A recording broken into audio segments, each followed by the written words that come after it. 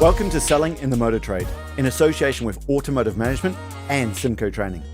This is the weekly podcast where we share best practice, tips, and ideas on how to sell more cars, improve your service department, and generally put more profit into your dealership or dealer group. I'm your host, Simon Bowkett, or some of you might already know me as Skippy. And firstly, I want to say thank you for taking the time to tune in.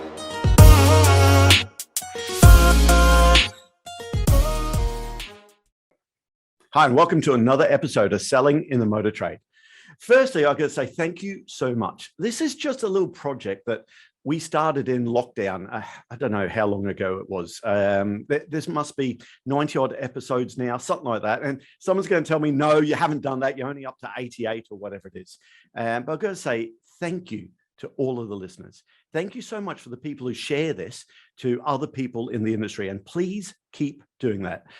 This goes out to something like 5,000 people download it every single week now. And it just gives us a huge buzz that something we started is just having such an impact out there. So this is just a big thank you. And remember, share this to other people in the industry. We want to get this out to absolutely everyone we can. And today I'm joined by Nick McDonald. Nick McDonald is part of the compliance guys. Now, hold on. Don't be switching off and saying, I'll get the next one. Compliance might not be the sexiest thing we can talk about, but actually, you know what? I think it is. So we're going to be talking about not just compliance. We're going to talk about the industry in the whole, as we always do. We're going to put the world to right, but we're going to find out lots about what Nick and his company does and how it could affect what we're doing in the business today. So Nick, welcome aboard. Thanks for having me on. So Nick, can I ask you, how did you get started in the motor trade? What was your beginning before you started the compliance guys? So I got into the motor trade by being a failed mechanical engineer. So when I was at school, I was good at maths, good at science, and it was like, oh, you should go into engineering, it'd be great. And I went to university and realized that engineering was just doing boring maths and stuff, really. And which is ironic given the fact that I'm now into compliance. But yeah, I just then, had some part-time jobs doing customer service and sales and realized that, I enjoyed doing that. So I walked into a dealership for an open day, and the old cliche of loving cars, I genuinely did love cars. I know every hiring manager hears that answer and cringes at it, but it was true. And yeah, managed to get a job and just didn't look back. I just fell in love straight away. And yeah, got an opportunity when I was 19, started selling cars in a big used car centre for CD Brammells, as it was back then. Wow, CD Brammells. By Pendragon. And yeah, and then just went from there. So salesman, business manager, and went to work for Peugeot. And yeah, that was my start in the motor trade. Well, I've got to ask you about CD Bramell. Look, I get my words out right. Lionel Fowler was a man at CD Brammells at the Vauxhall dealership down in, I believe it was Wolverhampton, somewhere down there. And he looked after lots of different sites. Yeah. Were you there at the same time as Lionel? No, well, it's funny. Although I live in Wolverhampton and I'm from the greater area around here, I was actually in York at the time when I lived there with my ex. So yeah, I didn't know Nigel, but I think CD Bramell, Vauxhall, yeah, that was Wolverhampton branch, yeah. Yeah, he was a bit of a legend in the trade, sadly no longer with us, but a true gentleman. I was doing some work with CD Brammells, and at the end of the debrief, he gave me a big hug. And I thought, this doesn't normally happen in the motor trade, but he was just a great, great guy. It was a real family place when I was there, to be honest, in York. To start with, yeah, really enjoyed it. Well, you just think of what Keith Hartrick did with the place there, and he really did believe in that place. And when it was sold on, it's a shame because that business, I think you guys, you really punched above your weight. It did really, really well. So this really separates the motor traders. Do you remember the first car you sold? Yeah, it was a Vauxhall Astra 1.7 CDTI. I mean, this is terrible. I know with so much detail, in forest green. It was overage. I think my dealer principal had put a spiv on it. I think we got an extra 50 quid, and I was absolutely buzzing and spent it all in the pub straight afterwards on a round for the lads. So, but yeah, you don't forget that. No, you don't.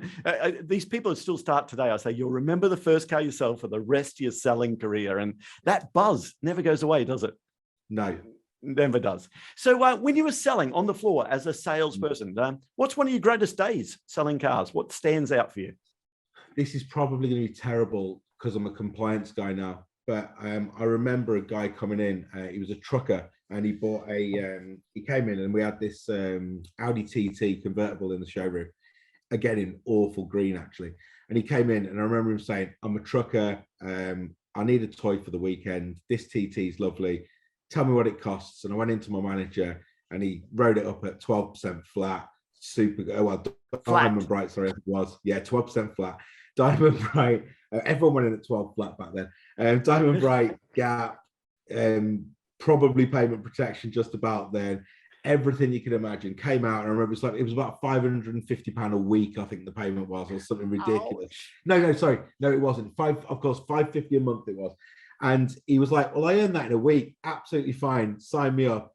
And I just remember like floating back to the manager's office to tell him I'd sold this car, and we made a fortune. And listen, that sounds really shallow, but anyone who's actually in the motor trade knows that really back in the day, that's all you cared about, and it stands out. So there you go. But Nick, I gotta say, we're going to get into compliance obviously soon, but profit's not a dirty word, is it? We got to be so careful. And you know what? I love what the FCA has done. And I suppose what they want to make sure is that we're not just taking lots of money out of one person like that and nothing out of lots of other people. They want to spread it. But we're going to get into that in a second, I'm sure. Listen, this question here for regular listeners, you know, it's a shameless plug for our first 90-day sales fitness training program. So we often say, Nick, that in the first 3 months in our job, what we learn lasts with us for the rest of our selling career, good and bad. So can I ask you, is there anything in the first 90 days of your job that you learned that still is relevant today for someone starting the business now? Any sort of gems you'd like to pass on? I think for me, it'd be process. I think whether it's subconscious or it's conscious or you're told to do it or you've made it yourself, process is everything. I remember something someone told me, which was, the line you've just used on your last 100 customers might sound boring to you because you've heard it for the last 100 days, but they think it's the first time it's come out of your mouth. And if you find something that works and resonates with people, just keep following that process, because at the worst, you can measure what else has gone wrong if you keep that consistent. Yeah. Okay, cool. So listen, tell me about your company, the Compliance Guys. Tell us a little bit about how you got started, what it is, and what you do briefly. So having worked in car sales, you know, albeit mostly in main dealers, I then got into subprime finance, working for First Response. Did that for many years and was there when the FCA took over of consumer credit from the Office of Fair Trading. Ended up studying all the boring rules and regulations and realized really that I knew quite a lot about it and connected quite a lot with it, and more than anything could help apply it to people who didn't really understand it so much. So consulted on it, you know, as a sideline really for several years, probably 7 years. And then, no, not 7 years, because that'd be up to now, 5 years. And then when we got to lockdown, just realized I was getting busier with that consultancy work and just thought there was an opportunity really to help specifically use motor traders, which is more where we sit, to bring more compliance to them. And it's just grown and snowballed from there. So, you know, went from being on my own and bringing on my best friend as a business partner to now having 10 staff, 600 authorizations for small car dealers, 400 subscribers for ongoing compliance, and growing very quickly. So it's been a crazy ride. So I'm going to ask you, why compliance though? It's really boring, isn't it, compliance? Well, firstly, I did kind of fall into it. Okay. And secondly, I think it's because it's seen as boring, at least, that I've kind of connected with it and where we've gone with it. Because what you tend to find is when something's really boring, people either do the bare minimum or just ignore it completely. And what we try to do really is help people to understand it and understand that you can do it and you can help customers but still make profit. And if you do it in that way, it doesn't have to be scary. Things only tend to be that boring because they're a bit scary. But compliance isn't going away. You know, people will hear about it all day, every day in dealerships. So let's make something that's boring actually work for us, and then it's not quite so boring. Yeah. Okay. Well, listen, I suppose your business, like our business, where we see dealerships all the time. Okay. We see the good, the bad, the ugly sometimes. Okay. The great. Can I ask you, what challenges do you see from your dealers you're dealing with at the moment? Maybe compliance related or just specific. What's the biggest challenges you're seeing in car dealers at the moment? Well, I think in general, it's being able to differentiate yourself. With small used car dealers, they're still hoping and praying that they stand out on Auto Trader based on price. So it's kind of what else you do to get those incremental sales when things are quiet. I think from the bigger dealers, it's, worrying maybe about the agency model that might be coming in. And again, this might ruffle a few feathers, but I can see why that is important. I know there's questions over whether the manufacturers can deliver what the dealers deliver. But I'll give you an example. I was looking for a Volvo XC90 not long ago because I'm getting a bit old and boring. And sorry, Volvo dealers. And I thought, you know what? I know there's not many of the one I want around. Let me go on to Volvo. Let me find what new car stock is available in the UK. And I found out that wasn't possible. I had to go to each dealer franchise group to then search their new car stock, of which there was, I don't know, let's say 200 dealers, which is an impossible task. Now for Volvo, that's a real problem because they're, not getting their new car stock in front of everyone. And from a consumer's point of view, which I was at that point, and I'm not used to being a consumer as such, it was like, that's a real problem to me. Why wouldn't I go to the manufacturer now that does offer that service? And I think, the franchises need to look at it from that side and go, how do we separate ourselves, and differentiate ourselves when ultimately people want to buy a Volvo. And that's a real challenge. From a compliance point of view, the challenges I think are with increasing regulation is making sure that you're not just going through the motions and ticking the boxes and trying to make sure that, again, you maybe can differentiate yourself by how compliant you are and putting that across to customers in a way that doesn't just feel stuffy and boring. Yeah, it's interesting you brought up the agency model. We've had lots of conversations on this podcast about agency. And there's something that, again, I've not looked at. It's not like we had Frank Chernobyl from Australia talking about what has happened with Mercedes in Australia and Honda dealers that gone down the agency. We had Mike Jones recently talking about it, and he's doing lots of work with the OEMs on it. The bit I don't get my head around is agency model just anti-competitive? Now, how does that fit there? And then there's agency and there's non-genuine agency. And if it's pure genuine agency model, surely all the dealers will have to be owned by the OEM, kind of like a Tesla. So it'll be interesting to see how that plays out, being anti-competitive and agency, like that's the price. That's the fixed price. That's what it's going to be. And there's the stock. So do you have any views on how that challenge is going to be resolved? I'm not close enough to that now, I don't think, to work out those nuances, but the points you raise are very valid. There's no doubt that dealers over time have become very good at pushing those manufacturer brands out to the public and have been at the forefront of that. You see that through the variable profitability through different groups. So, there's always a question of whether the manufacturers can actually even make as much profit as the dealers can by cutting them out. And it'd be nice obviously not to cut them out. But from my side, something has to change and everyone has to work together to match up customers with dealers. The customers with the product, really. And dealers have to make sure that they can exist in there, not because this is the way we've always done it, but this is what customers need. Yeah. Well, listen, I've got to say that the agency model is it's happening. It's coming. All the OEMs, well, sorry, that's not fair to say. Lots of OEMs are saying we're going down this route and we're exploring it. So be interesting to watch this space. Okay. Definitely. It will be. Now, let's get back on to what the FCA actually wants from us dealers, because let's kind of make it nice and simple if we can. The FCA, are they there just to beat us dealers up, okay, to make us stop earning money out of insurance products? Or what do they really want from us? Yeah, they're there to shut everyone down, stop anyone doing You hear people say that, don't you? Yeah, they do. It's funny because the FCA have a difficult job to do in the fact that they've got an aim they want to achieve, and then a huge set of rules which are supposed to get to that aim, all of which are open to interpretation.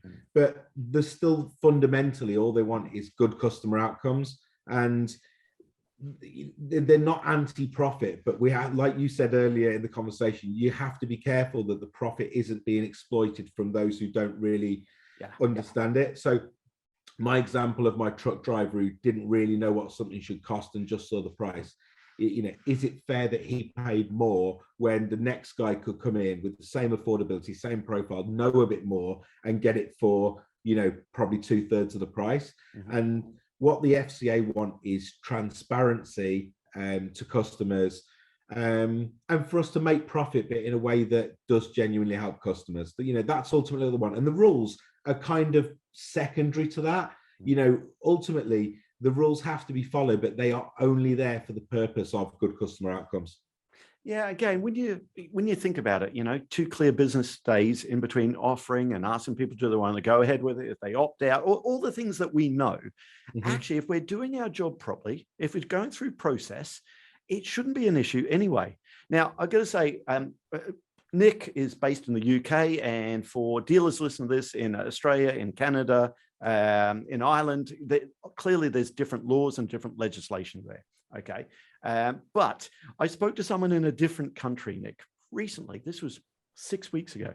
And on GAP, guaranteed asset protection, or return to invoice, call it what you want, this guy had something like a 95% hit rate. I said, he's nearly as good as me back in the day. I said, hey, that's brilliant. How many customers know they've got it? And he said, what? I said, no, seriously, how many customers know they've got it? Because, Nick, I got to tell you, at 95%, he's not selling that. He's just including it, 100%. And I imagine that's what the FCA just wants to stop that stuff totally. Yeah, it's not right. 95% of customers won't qualify for the product, whether their deposit is too big, they've got another reason, they barely use the car, whatever that reason might be. You won't find 95% of customers will have knowingly got into it. That said, I'm not a big fan of the cooling off period for GAP. I think someone's driving a car away straight away. I think you can put controls in place that make sure that the product's been sold properly, and I would have preferred to seen that. But again, it's kind of, you've got to work with those rules, and this is where it comes back to, if you explain compliance in the right way to customers, so you're not just ticking your demands and needs, but you explain why these things are in place, how it protects them. They're more likely then to go for that GAP product. Yeah. By you explaining that you want them to think about this properly, and take the time. And all these things can be built into your process to make sure that, your products perform for the customers, but also for yourself. Yeah, I got to tell you, I've been in too many dealerships where a few things with FCA really, how it's done the wrong way. And salespeople going through it so quickly. And it's just like tick, tick, tick, tick, tick. There's no chance that you've been speaking about all of those products during that period. You're just ticking the box, okay? And that's not what it's all about at all. The other one, our sales director and I, we have a laugh all the time. And I hope this is still not happening, Nick. But we saw one poor guy in a dealer group that we work with. Great dealer group, okay? They punch above their weight. But he's sitting in the corner all day doing his FCA training, okay? All day. At the end of the day, Darren went over to him and said, mate, how are you getting on? What's happening? Anything I can help you with? He said, oh, no, it's all right. I've only got 2 more to do. Sorry? Yeah, I'm doing it for all the salespeople here. The salesman said, I've just got to go through it for everyone just to get them through this stuff. And it's just stuff like that is just both of those scenarios. They're just wrong in every way, aren't they? They are. I'm a big believer, though, in people do things for reasons that mean something to them. I don't fundamentally believe that people generally do things wrong, just because they want to do things wrong. And that's an example that pops up time and time again, a conversation that goes on in our office time and time again. And that's a fundamental problem with how compliance training is delivered. Now, I don't want to pick on SAF. We've all done SAF. We've all done it every year for most of our lives. And ultimately, it gives all the information that's needed and tests all the information that's needed. But if you're reading text once a year, doing 60 questions once a year, and you've got to hit a pass mark, it's easy to either think, I've done this. I've done this for the last 10 years. I already know it. Hardly anything's changed. I'll give Dave a tenner to do this or buy him lunch. And Dave's over the moon because he's just earned a fortune, more than he would for selling a car for doing it. And it's wrong, but I understand why people do it. What compliance training needs to move to is something that's delivered regularly, that's specific to scenarios that actually happen, that's specific to how the salesperson or the sales team can benefit from explaining things the right way and being more knowledgeable. There's no doubt that I've done well in my career by being more knowledgeable about compliance. And not everyone's going to go and start a compliance company, but by knowing a bit more about compliance, is that not going to benefit you as a person, as a salesperson? And if we can structure training in a way that's done in small bites throughout the year in a more deliverable fashion, then, which is I'm sure what you do with your training in your business, then people will engage with it. And ultimately, their career will do better, short-term and long-term. So let's change the training. Yeah, that's music to my ears. Bite-sized bits is what we're all about. 50% of our business is all those bite-sized bits, and it's definitely the way to get any sort of change or any sort of learning into people, and just not forgotten. My concern with any training is we train people 1 month, they forget it the second, and the third they end up getting sacked or moved on, okay, or go back to doing what they always did. So listen, I understand you focus lots on the independents in the industry. Have I got that right? Yeah, independent motor dealers. There's more than one reason. One is because the main dealers and everything were pretty much tied up. So shout out to Automotive Compliance, ITC, and some of the other big guys who already look after main dealers, do a great job. Other dealer groups have got their own internal compliance. But we forget sometimes that the majority of cars sold in the UK are from independent dealers. The main dealers and supermarkets sell a huge number of vehicles, but it's not actually the majority of vehicles. And, if we take, I don't know, it's about 30,000 consumer credit firms in the UK registered. Wow. Of which about 8 to 10,000 will be motor dealers. It's a huge, huge number. Yeah, it's a massive number. Yeah, a huge number. They are all offering finance to customers, okay? And a lot of them historically were doing zero compliance, and I mean zero. Some of them weren't even doing their FCA returns, weren't even checking the websites, let alone having a proper process in place. And the idea behind our business was we can help these people. Again, they're not doing it because they don't care. They're doing it because they've not got the knowledge, they've not got the time, they're scared of it. Now, you could argue the FCA shouldn't give them a license, and that's a valid point. But if they have, and customers are being exposed to this, it's better that they do it in the right way. So, we pick the independent market because we believe we can have an impact there, and that's a real impact on customers and a real impact on small business. And we all know that small business is huge for the economy as well. And we see the benefits. If we help someone get authorized, we help them be compliant, they increase their sales, their customers are happy, and we see the reviews come in, then it gives you that warm, fuzzy feeling, and you see a real immediate impact to the work you do. So, that's why I went down the independent route. Yeah, that shocks me, because I've always dealt in the franchise world and with the manufacturers, the OEMs. And I suppose you're right that more cars are sold through the independents than the big dealer groups. And I suppose you don't think about it, do you? You just see the big supermarkets and the big groups, the Pendragons of the world there. But I suppose there are just a lot of independents, aren't they? Yeah, they really are. Huge amount, yeah. Yeah. Listen, what can managers do? Someone who's listening to this, who's an independent or maybe in a franchise dealership, what can the managers do to make sure that teams are really helping the customer in a compliant way?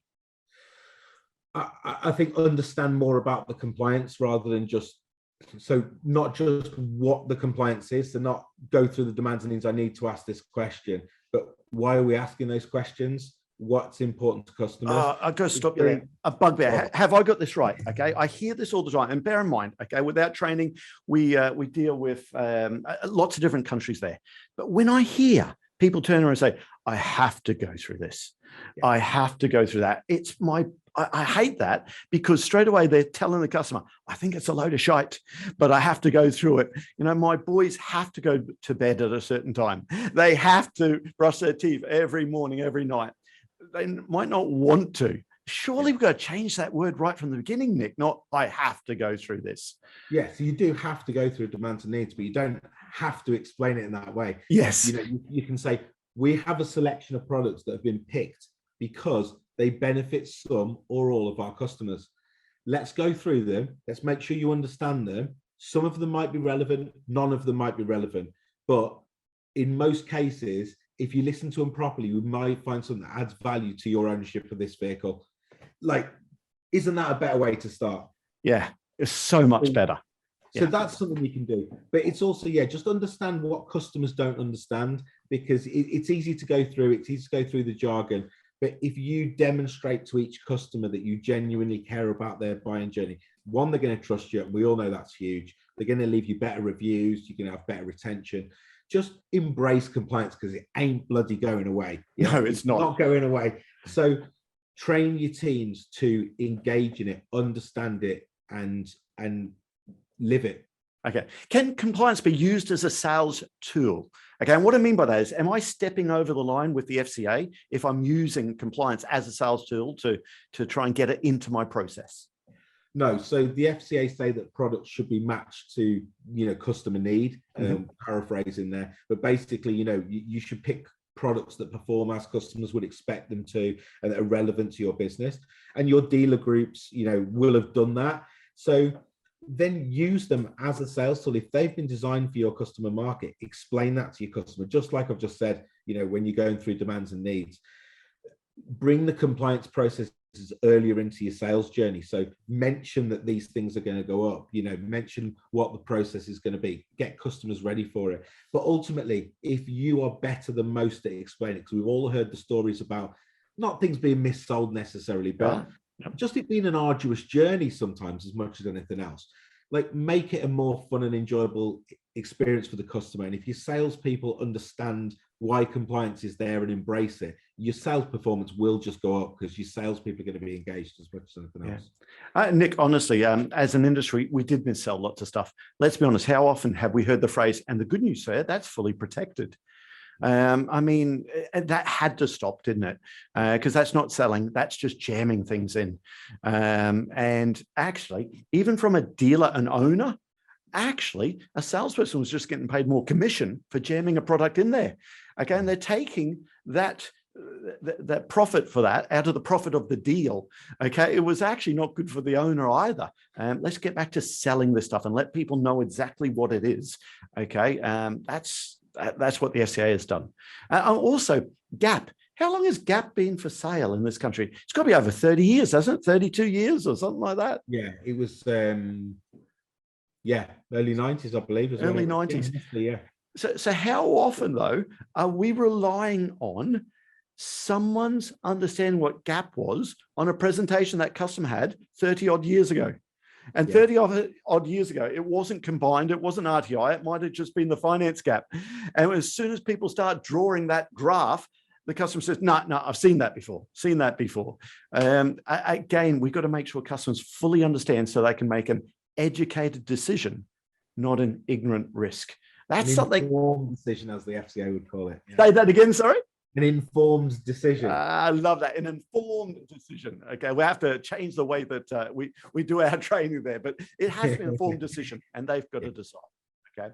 So Nick, I know this is a big question, but let's say you're an independent. Okay. Regular listeners to the podcast know that we interviewed Umesh recently, the chairman of the IMDA, the Independent Motor Dealers Association.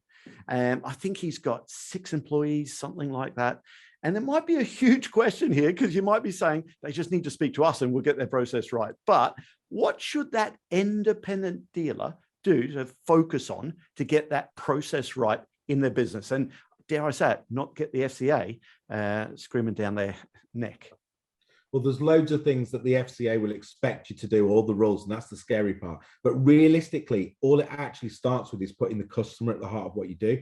I don't know the intricate details, of Umesh's business. What I do know about him is that he genuinely cares about his customers. So true. He really does. And if you do that, whether you then go and look for a compliance consultant firm or you try and learn the rules yourself and implement them, you're starting from the right position. If you don't start with putting the customer at the heart of what you're doing, genuinely caring about them. Everything else, it doesn't matter what process you try and put in place, you're the wrong side of the FCA, and you're going to get it wrong from there. It's as simple as that, really. Yeah. Okay. Put the customer at the heart of it. Love that. Absolutely love this. Okay. So this podcast was all about sharing tips and ideas to help us sell more cars and make more money. Listen, Nick, what's one of the tips or ideas that you'd like to leave the listeners with? Any ideas, any nuggets there? For me, it'd be kind of something we've already gone over, which is just dig deeper, understand why. Don't just do as you've been told or read something, dig deeper. And I tell my team even to do this, go down the rabbit hole. Knowledge is power. If you know more, you're always going to develop as an individual. And if you're not developing as an individual, you're standing still. So it's a bit of a general one, but yeah, just dig deeper. Love that. And knowledge is powerful. So listen, whose books or podcasts or YouTube channels do you seek out? Anyone out there, any mentors that you go and look at and read in your spare time? I actually read quite a diverse range. So Evan Davis's podcast from the BBC, I think it's called The Bottom Line. I listen to that. I'm a big fan of some of the American tech podcasts. I listen to The Hustle and My First Million, which is a terrible title, but it came from a place of them interviewing people who started in business. And these people, started businesses. I just find it really inspiring. It's not just for someone as a business owner, but it just kind of gives you that buzz to say you can achieve whatever you want. So I try and find, I always listen to business related stuff, but yeah, it's always aspirational stuff. Brilliant. Well, listen, thank you very much for your time. I really do appreciate that. How do people find you? How do they reach out to you, Nick? Usual social media platforms, Facebook, Instagram, LinkedIn, although John Ricks, my business partner, is more prolific on LinkedIn than me. Obviously the website, but we try and put content out there to genuinely help people. It's not just about business, and I'm certainly not here to sell. I always say I don't charge for listening and giving advice. So if anyone wants to pick up the phone just for a bit of advice, we're never going to sell to you. It's a case of we genuinely want to help the motor trade. So that's the good starting point. Brilliant. Well, listen, I really appreciate that. Thank you very much for your time. Take care, and thank you for inviting me on. That just leaves me to say that all details of this episode and other episodes on the selling in the motor trade can be found on our website, simcotraining.co.uk. Go there to get a copy of our book, Words That Sell Cars. Go there to sign up to a free trial of our Sales Fitness online sales training program. Easiest way to get hold of me is Simon Bowkett through LinkedIn. Thank you.